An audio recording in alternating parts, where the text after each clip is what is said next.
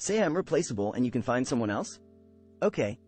I used to work as the sole graphic designer and shift support for an overpriced crystal shop. The owner was heavily spiritual and made giant business decisions on whatever the universe was telling her, along with whatever psychedelic drug she decided to take that morning.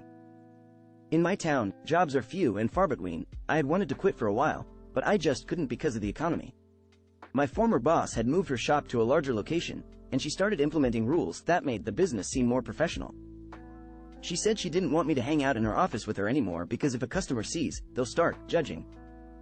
Nothing was particularly wrong with that, so I said I would only show up when she requested since I cover for her and don't need to be on site for graphic design work.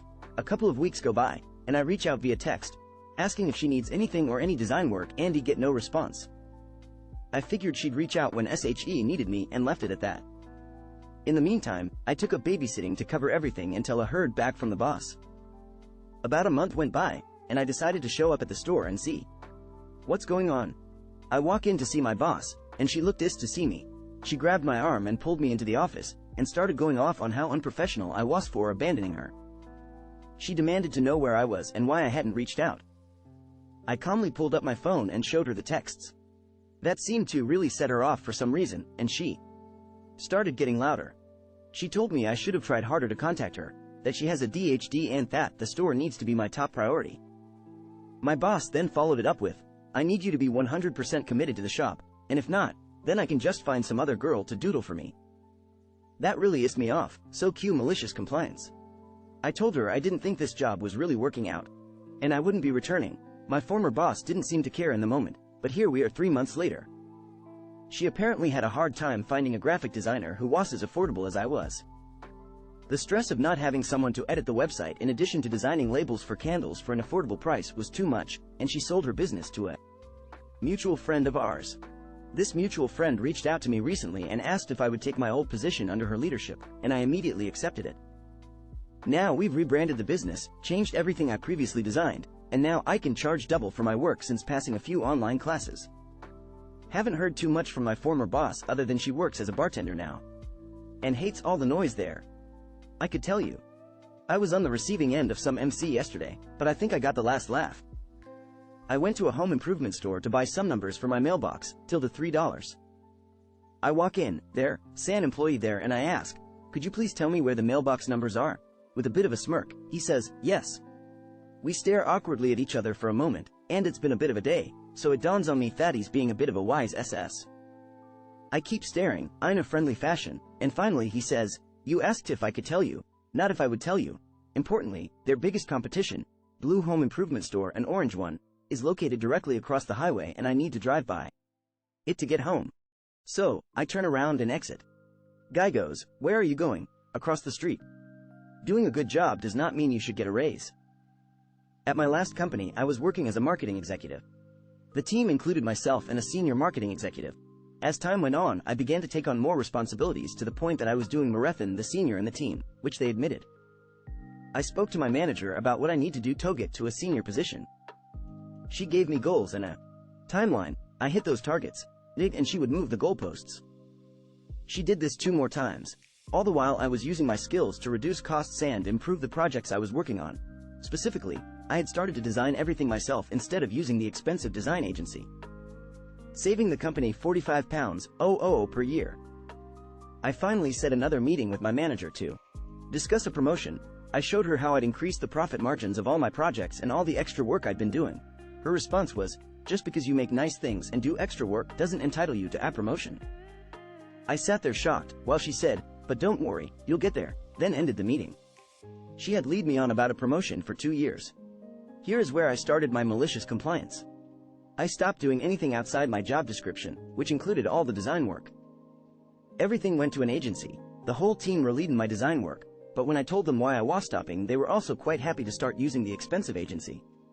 It wasn't until our next quarterly meeting that my manager noticed our profits per project had harshly dropped. When she questioned why we were spending so much, I said, as design is out of my remit, we had to use an agency. She was livid, as she had to present the stats to the CEO that week, who ended up yelling at her in front of the directors. She tried to give me an official warning for sabotaging the team, but a talk with HR cleared that away when they realized it wasn't part of my role. She then told me that I had to sign a new contract with an updated job description. I declined that too. Eventually she asked me what it would take to get me to continue running my projects like I used to, and I mentioned the job title and salary increase. She begrudgingly accepted. I was worried about her being hostile, but the end COVID hit and the lady was made redundant. I stayed for a further 2 years before finally moving to a much better place at the start of this year. And ASOF today her LinkedIn continues to show that she's unemployed.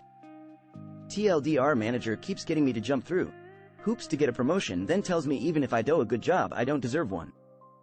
So I stopped doing anything out of my job description and caused the team's profits to decrease a steep amount. Manager get yelled at by CEO. I am offered the promotion and then my manager is made redundant in COVID and has stayed unemployed since. Just ship the equipment to me. A couple of years ago, I took a fantastic job as a knit manager in a remote role for a healthcare company. It was the best job I'd ever had, best salary, total freedom, had a wonderful boss who trusted me to do my job. I was brought on to create an internal IT team. We had been all outsource IT for a company that had 19 offices in 3 US states, and I was given free reign to create the team as I saw fit. I hired a great sysadmin for both our California and Missouri markets, and I served that role for Alabama. The employees loved us. Most tickets were resolved in an hour or two instead of the outsource company taking a day or two, and maybe not fixing the issue still. We were saving the company close to $500,000 per year in outsource cost versus our salaries. The figure does include savings on licensing that the outsource company never cared to audit. It was glorious, but my boss decided to become a stay-at-home dad. I was looking to advance to his position, but our new CEO instead created a new VP of IT position for a guy she had worked with for 7 previous years. Sadly, the new guy was the micromanager of micromanagers. He had my company credit card closed. I went from a discretionary limit of $10 to having to ask his approval on $10 network cables. He put himself on every account, removed most of my authority. In effect, I was demoted to senior sysadmin. One day, I visited one of our sites and picked up a bunch of stuff. 5 desktop PCs. We had moved to laptops only. A carton full of keyboards, mice, cables. Weird odds and ends. The idea was that I would take it to one of our other facilities and store it there, save the desktop PCs that I would ship to our outsource partner. Well, I went on vacation, only to come home to discover that the previous Friday had been my last day. I was getting 2 weeks severance and they were eliminating the department entirely. I asked the VP about the equipment. He told me to ship it all to him and he'd dispense of it. Now, I assumed he'd want me to ship it to the outsource company, or at least do so with the PCs, but no. The thing is, the VP lives in Colorado. We have no branches there. The outsource partner is in Missouri. Meaning that no matter what, he'd at least be reshipping those PCs to Missouri. Oh well, I went to FedEx and carted all the wrap in. They offered me various methods, but I told them that it was all going on the company's account, to ship it ground, per VP, but to do so in whatever method made them the most money. Friends, they spent well over 3 hours carefully wrapping and padding all of that wrap. Charged the company several $100s. By my best estimate from previous shipping I had done with them, it was about triple what it should have been. And of course, VP also had to pay to ship those desktops again. But hey, he told me to do it. Company held my severance until they got the equipment, so I guess I satisfied the requirements. Also, screw that guy. He's a thief and I know it, and I even turned him in, but the company did nothing. Malicious compliance. So reading some of these reminds me of my time in a plastic manufacturing plant and how I was told I didn't understand business. We had bought a machine brand new for $750, US, and it was making US a fair amount of money. My bosses didn't want the regular maintenance on it though, so AS expected it began having issues. I was running the machine one night and noticed it began leaking. Either oil or hydraulic fluid, can't remember which. I immediately told my boss we needed to shoot it down because not only was the machine getting worse, but it was starting to spray fluid all over the parts. I was told no, this machine had to run or we would lose $500 an hour. I suggested placing the mold in another machine, but I was told no, and further told I didn't understand business. Well, as expected, it had more problems which I reported, but was told they might take the parts despite being covered in the fluid, and not to worry about the machine now spraying fluid like a bad horror film sprays blood. I asked if he was sure they wanted it to keep running. They looked at me and firmly said yes, so I did. Eventually the grinding sounds hit and the machine shut down. They freaked out a moment trying to fix it, but it was no good. They moved the mold into a different machine, had to rerun all the parts, and remember that $500 an hour they lost for the machine being down? Well, instead of being down 24 to 36 hours, costing them about $18, the Mach-E Nu is down 3 weeks, costing in production $252, plus another $45, for a new motor. Losing almost $300, makes way more sense than $18, They're right, I don't understand that kind of business.